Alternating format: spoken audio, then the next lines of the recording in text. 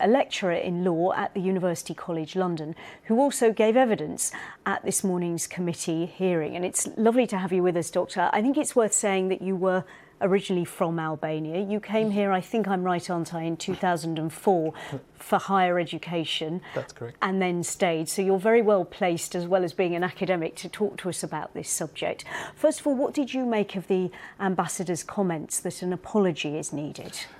Well, the majority of the community, especially those that have small children and so forth, have been felt that have been targeted because of the political rhetoric towards Albanian in some part and sections of the media, as well as politicians in this country, and how they have tried to kind of make a case to have a more close control over the cross-border. And that's the position of the Albanian governments of how they feel about it and in terms of what they want to engage with the UK. But I think we should sort of talk beyond that, because if we are just talking on rhetoric, it's not that we can make much progress, because at the moment I think the tension has risen quite a lot on both sides, and I think it's good that we calm down and try to find a sustainable solution that can be in benefit both to the United Kingdom as well as to Albania.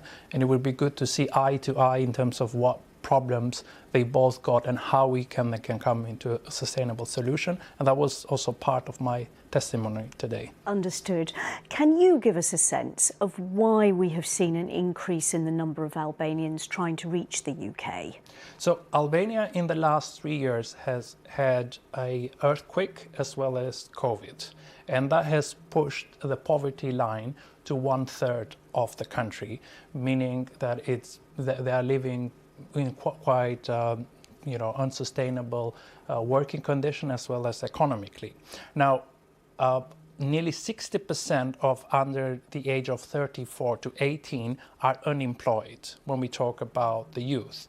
So when we compare then the numbers with what we have seen arriving here as well as their group age, there is a parallel there that they have come because of lack of economic opportunities. And when we look at the sort of in which area and region of the Albania they come, the majority of them come from across the rural areas. At the moment in Albania, you have most of the investment in the capital and in some city. And what we also have in the UK as a discussion now in terms of levelling up, in Albania that discussion is not going. And these are some of the reasons why they are pushed.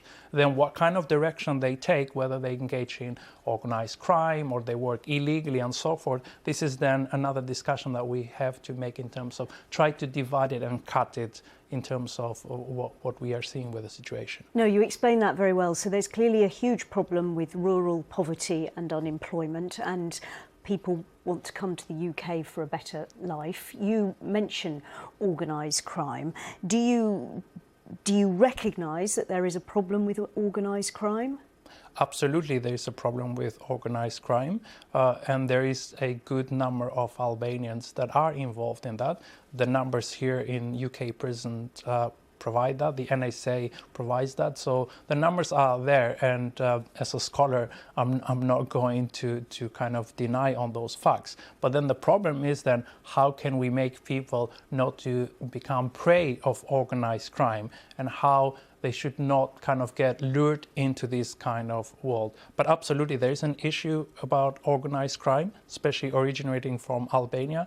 And part of the hearing today was that we should try to engage both parties, because at the moment we see both the UK and Albania not cooperating in joint investigation because there is a lack of trust between the two law enforcement agencies. And that is probably why we are seeing this sort of situation. And in moving forward, it's quite important to kind of recognize our shortcomings and then make a case in terms of tackling, especially organized crime, because it's hurting Albanians more actually than the United Kingdom. But a final brief thought, if you don't mind. How confident or otherwise are you that trust that the two sides can come together, given the kind of rhetoric that we are hearing from the government?